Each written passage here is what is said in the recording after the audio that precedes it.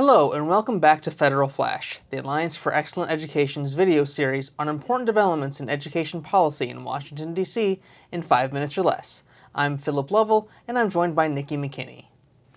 As we reported in last week's Federal Flash, the Senate voted on a measure to rescind the Obama administration regulation governing accountability under the Every Student Succeeds Act, or ESSA. Nikki, how did the vote turn out? Thanks, Philip. Yesterday, the Senate voted to nullify the regulation.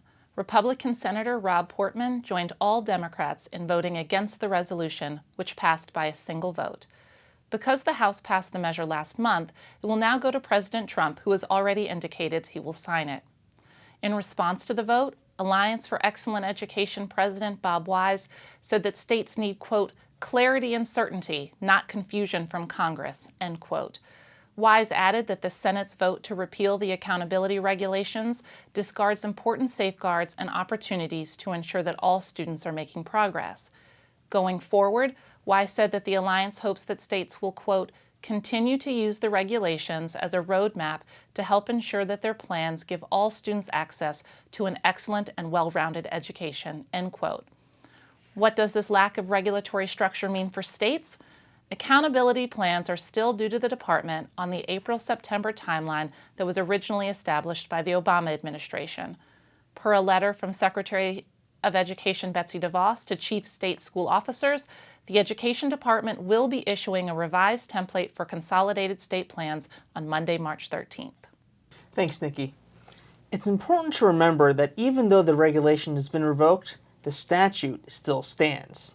This means that states will still have to follow the law's equity-focused requirements, like disaggregating student performance for each subgroup and identifying schools with consistently underperforming subgroups for targeted support. Of course, many of the law's opportunities for flexibility remain in place, even though the regulation would have made many of these policies much more clear. Nonetheless, states still have broad authority over the implementation of the law, most notably in how they intervene in low-performing schools. If you have questions about the requirements and the opportunities that remain now that the regulation has been revoked, email us at alliance@allfored.org.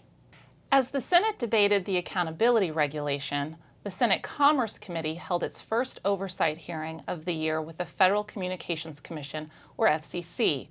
Our viewers will recall that the FCC runs the federal government's largest digital learning program called E-Rate, which funds internet access in schools and libraries.